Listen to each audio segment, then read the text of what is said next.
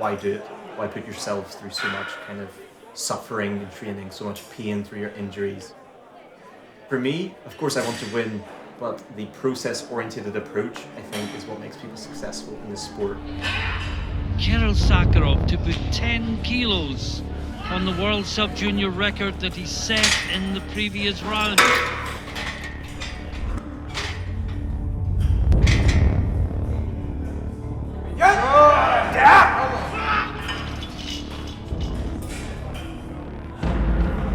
Well, most go to battle with the bar, and Sakharov is going to battle with the whole rack system.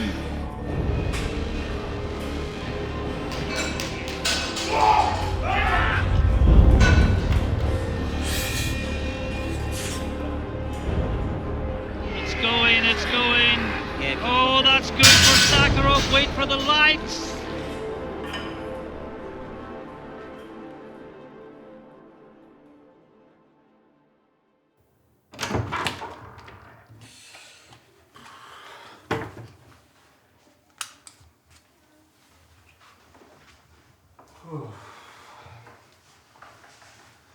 So yeah, Kirill, just tell us a bit about what you're doing. Yeah, just sitting up for some squats here, and then I'll proceed to do some kind of warm-up movements, get me prepped for the squats, kind of the positions I want to be in, some of my injuries, just get me prepped. What kind of injuries do you have? Too many. So the most significant one is probably my knees, and they've been bad probably since I was 12 playing basketball. Once I started lifting, I was already in pain and never quite fully went away. The foot and the knees, and then the back is also one actually. That was what I hurt at the start of lockdown.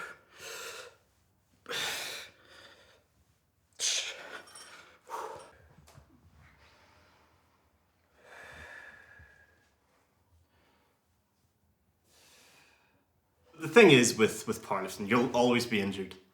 There's just no way around it. Because of the nature of the sport, where you're doing the 3 same movements with little variation.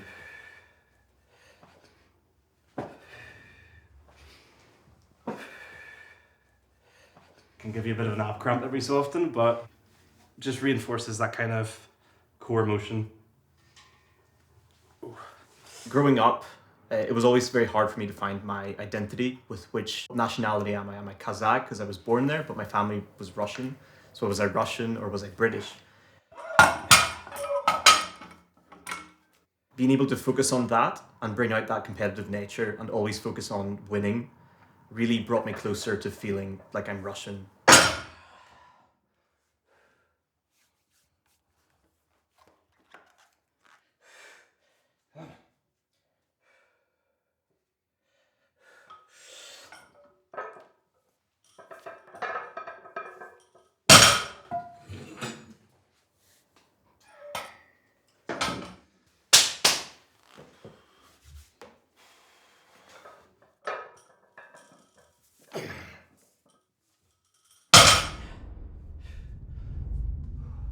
Being the last lift of the day after some heavy squats and bench, your body starts to get very tired and all those kind of aches and pains start coming through. Your perception of the pain is very important. Your body is telling you stop doing that, but you have to just get that out of your head. It's always that trade-off between, do I push this weight or do I just leave it here? And that athlete mentality, that Russian mentality is, you always go after it, you get after it. I'm bending over, reaching for the bar, you put pressure on those knees, they start to hurt, all shooting through. You pull in the bar, your calluses start to tear off, the chalk holds you in place, and all at this point you do, you're pushing the floor away, you're pushing the earth away, not the bar up.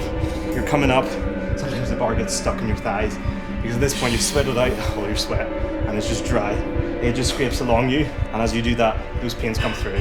You have to push into them, otherwise your body overcompensates, making the movement harder. Try to be confident, convince yourself there won't be any pain, even if there will be. Russia is a lot more intense in their attitude towards sport and winning.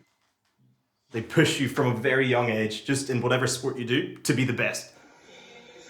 When I did judo, when I was about 4 or 5 back in Russia, it was a lot more intense than when I came here. I think I did like 50 push-ups without stopping when I was like 5. We're climbing the big ropes and they're just pushing us very, very hard for kids.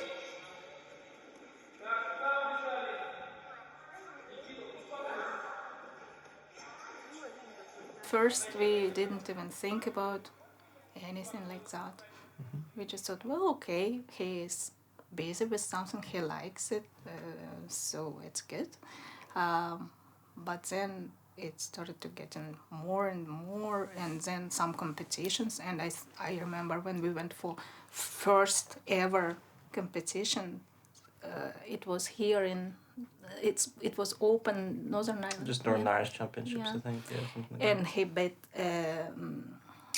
40 years old man. Yeah.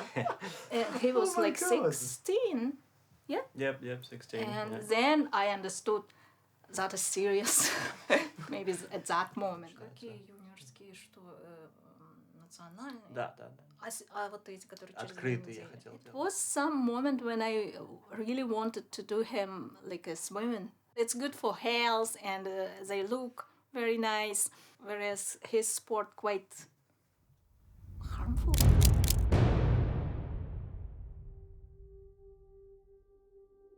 I was planning to compete in the World Championships and soon after the British Championships in October of 2021. I had a breakthrough session where I benched 210, which I think wasn't far off the world record. I was unloading the bar and I accidentally dropped a plate on my foot. This was, I think, 2 weeks out of Worlds, 5 weeks out of the British, so that was me out. And I remember just sitting there in the car and just beating myself up about it. I was devastated that I was going to miss out on these opportunities after 2 years of so much struggle. And I came home, I couldn't sleep that whole night, partially because of the pain, but more so the emotional pain of missing out on these events. Lockdowns and simultaneously injuries, potentially the two kind of intertwined in effect, so COVID maybe led to some of my injuries because I was kind of isolated, training at home in my garage. And that also took out a very important part for me of the sport, of being able to surround myself with good people, train and kind of get support. Because whilst it is an individual sport, it rarely ever feels like that when you're training around so many people. So I'm blessed to be training at the moment in London during university at Bethnal Green Weightlifting Club. Long established club, I think something like the oldest club in England. Essentially everyone there is either a powerlifter or a weightlifter. It's a very good community, seeing people come in every day. Everyone's quite a high level competitor as well. And everyone knows when to push you, and so it creates a very good environment.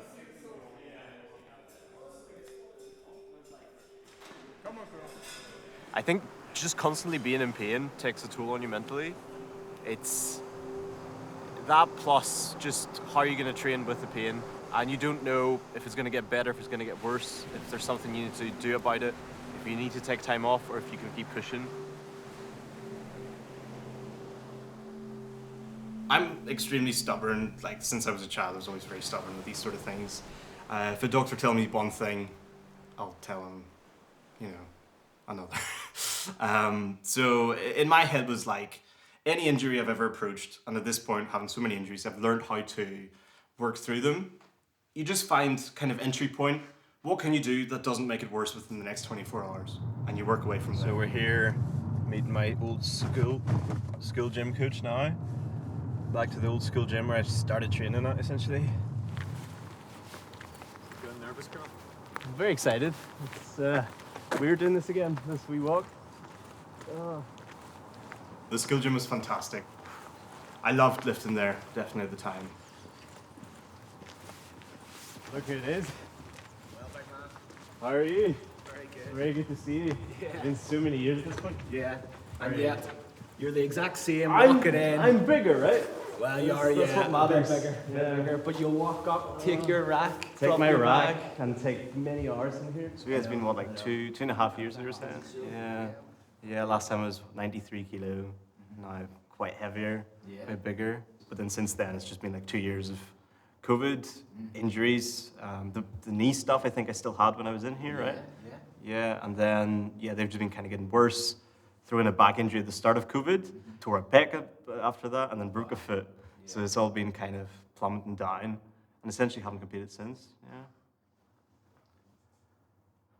So anytime someone asks me like, well, how did you start lifting and stuff, I always say I was very lucky to have this gym and a fantastic S&C coach that we just like nailed in the technique from the very start. It was just a good opportunity where we can get you strong here at this young age and set you up then for the rest of your life. Now, we weren't anticipating people go down the powerlifting route, but yeah, like what you were able to achieve was incredible.